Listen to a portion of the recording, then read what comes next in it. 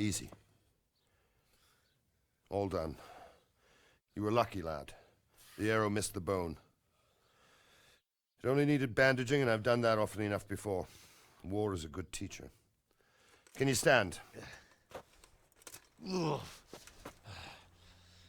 you go. Good as new. Thank you. Have you idlers nothing better to do? Get back to work. You'll have to speak to Lord Divish. Can you manage?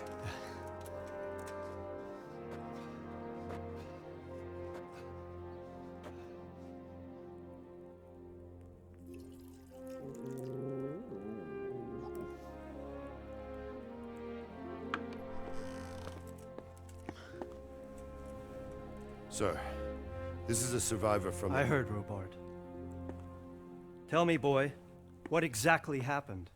Did you see the ensigns of the attackers? And were there any more survivors?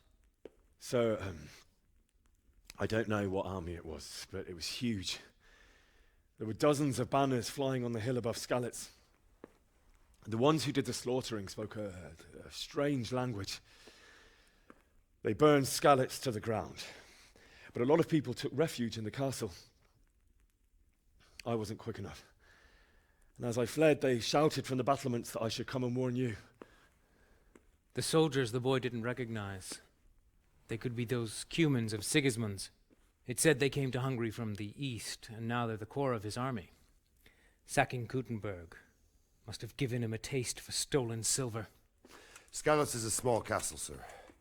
If Sigismund attacks, they can't hold. Indeed, Sir Robard. And our small garrison would be no help, even if we could risk sending them. You think we're next in line? Maybe. What's your name, boy? I'm Henry, son of the Skalitz blacksmith. I know him. Did he make it inside the castle? I'm sorry. It's in God's hands now. No one else can help us. Anyway, thank you for risking your neck to warn us. Robard, take care of Henry. Make sure he gets something to eat and some rest. Yes, sir.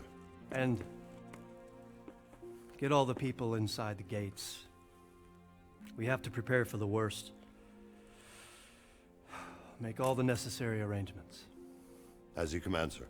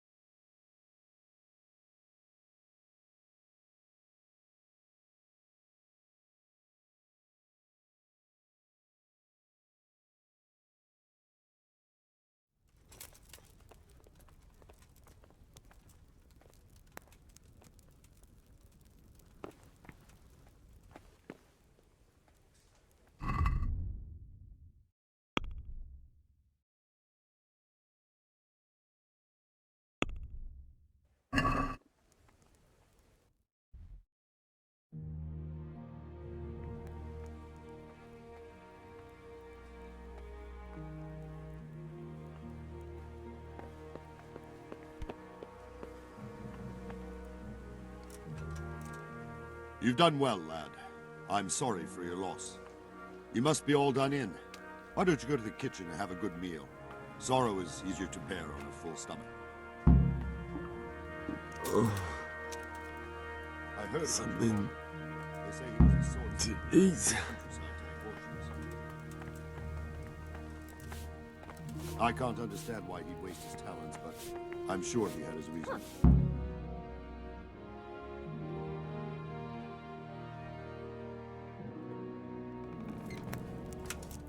Ah, milady. You're fortunate our good lady Stephanie of Talmberg has graced us with her presence. My lady, I'm honored. So this is our brave young man. Welcome, lad. Bojena here will take care of you. No doubt you're tired and hungry. Indeed. How could he not be, poor soul? After everything he's been through, he must be as hungry as a bear, aren't you, young master? Here you are, then. Eat your fill. And a little wine to wash it down. Thank you, my lady. When you're done, you can go and rest with the grooms in the Outer Bailey. No, that won't do, Sir Robard. After all he's been through, he deserves a proper bed. Let him sleep in a lodge in the courtyard. Certainly, my lady. Young Henry here is overwhelmed by your generosity. Yes, yes, thank you, my lady. May God reward you for your kindness. Eat up now. You're in capable hands, so I'll leave you to it. Good night. Good night. Good night, man.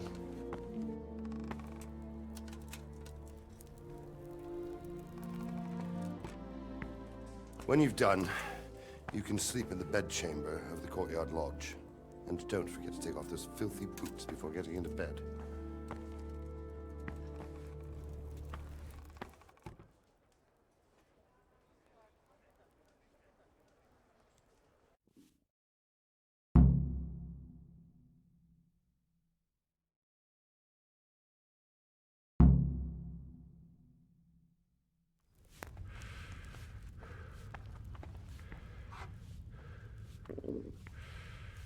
You fled from Skalitz. How did you manage that?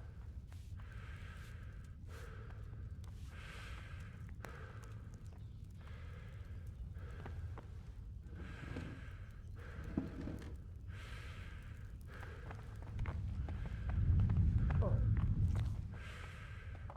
Seems I'm not good enough.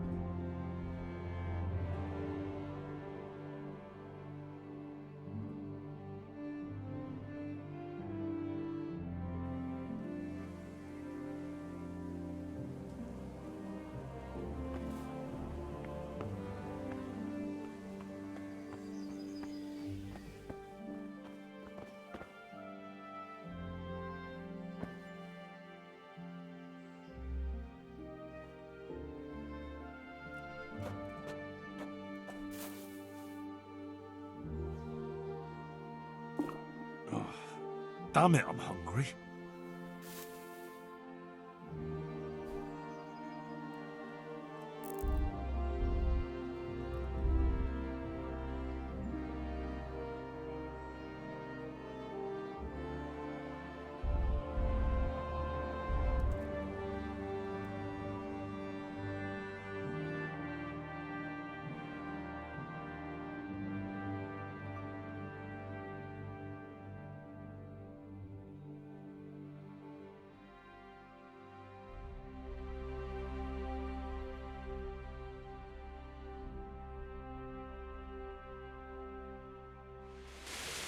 Today the patrols will be doubled. Keep your eyes peeled. If you see anything out of the ordinary, report it immediately. Understood? Yes, sir.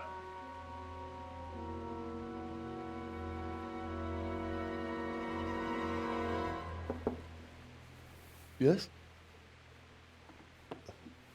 It is I, Henry. Forgive the intrusion. I didn't wake you, boy, did I? My lady, no, not at all. But what brings you here at this hour? I've thought you could do with a little wine. It's just what you need to help you sleep. My lady, thank you. You really shouldn't. You could have sent a servant.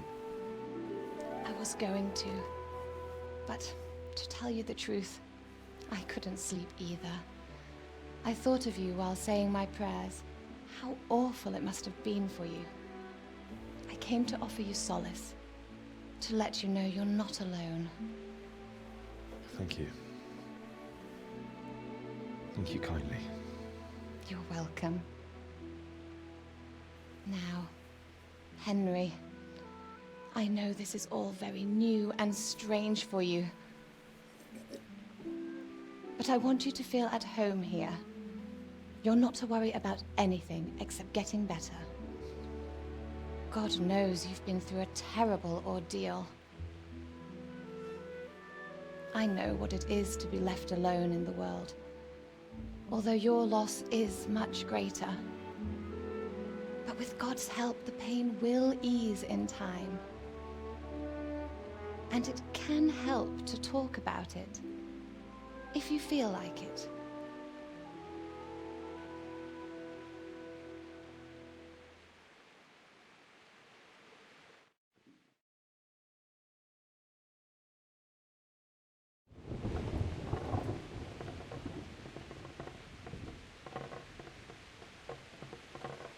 You might be right, my lady. I'll tell you what happened. It was terrible and unexpected. The day started just like any other. Father sent me into town on some errands.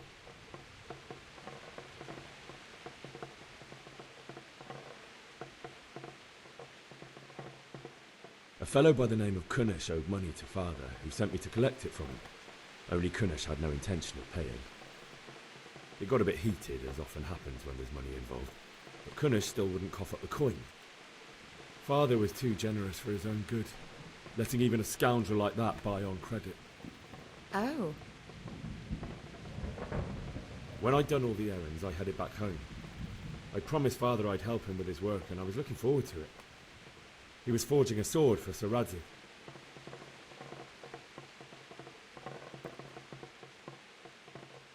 The sword was taking shape when Sir Radzig himself came to have a look at it. He praised Father's work and said that with his smithing skills, he could easily make a living in Prague or Vienna. You don't say. But Sigismund's horde was already on the horizon, ready to attack the town.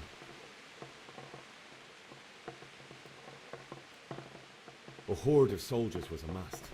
Pennants flapped in the wind, the armour glinted in the sunlight, and the horses whinnied impatiently. They were waiting for Sigismund to give the command to attack. How awful. And then death descended on Skalitz.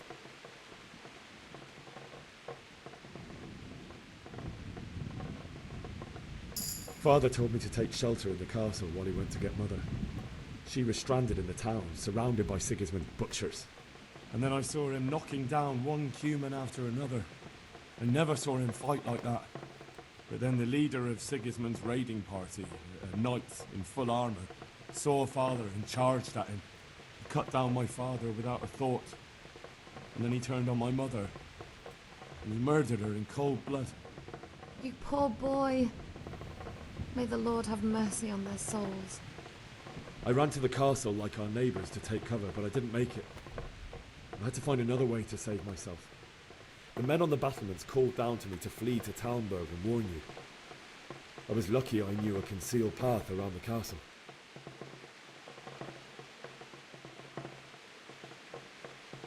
I needed a horse to get to the safety of Talmberg and to warn you all. And with all that was happening, you thought of others like a good Christian. Then I heard a scream. It was Teresa, the mill wench. She'd been caught by a gang of Cuman savages who planned to violate her. I wanted to help her. God knows I wanted to. Even though I had the sword we made for Sir Radzig, they had me outnumbered and they were well armed too. I only just managed to grab one of their horses and ride off. I couldn't help her any more than I could have helped my parents. It wasn't your fault. I'll never forget the horror. It will haunt me for the rest of my life. That's terrible. How could something like that happen? God alone knows why he lets such things happen. You poor boy. I understand your grief, but God is not to blame for the ills of this world. That is the work of Satan and those who do his bidding. Those who are corrupted by greed, envy, and pride.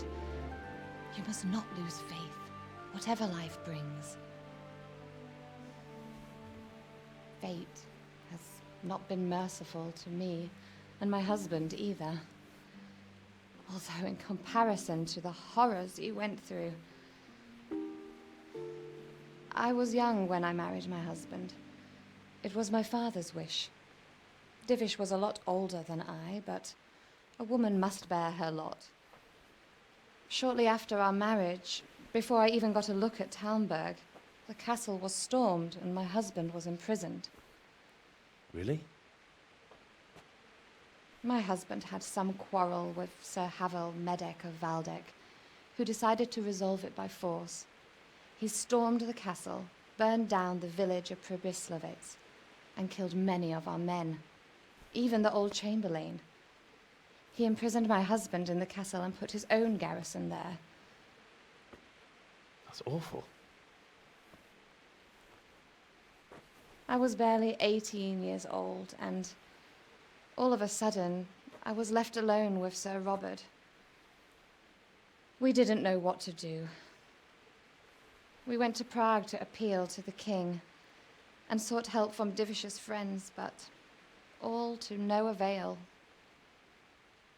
We tried for years, but it seemed I was destined to be left alone and my husband to rot in jail in his own castle. Years, you say? 7 years. That's how long it took before Havel was condemned as an enemy of the crown. And even then, he refused to surrender the castle and release my husband. In the end, I raised the money to pay a ransom, and only then, by the grace of Lord Jesus, did I finally lay eyes on my husband once more. 7 years? And was Havel punished for it? Never. And after 7 years, my husband returned to me an infirm old man.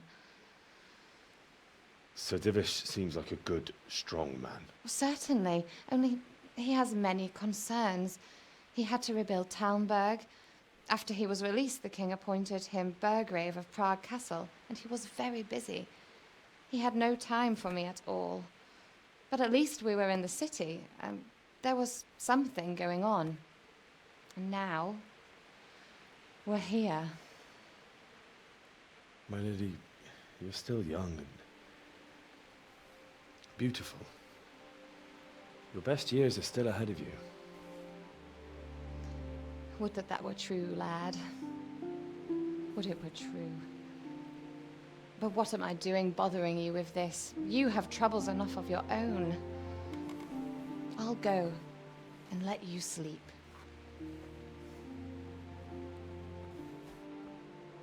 I enjoyed our little talk, Henry. Good night, and God bless. Good night, my lady.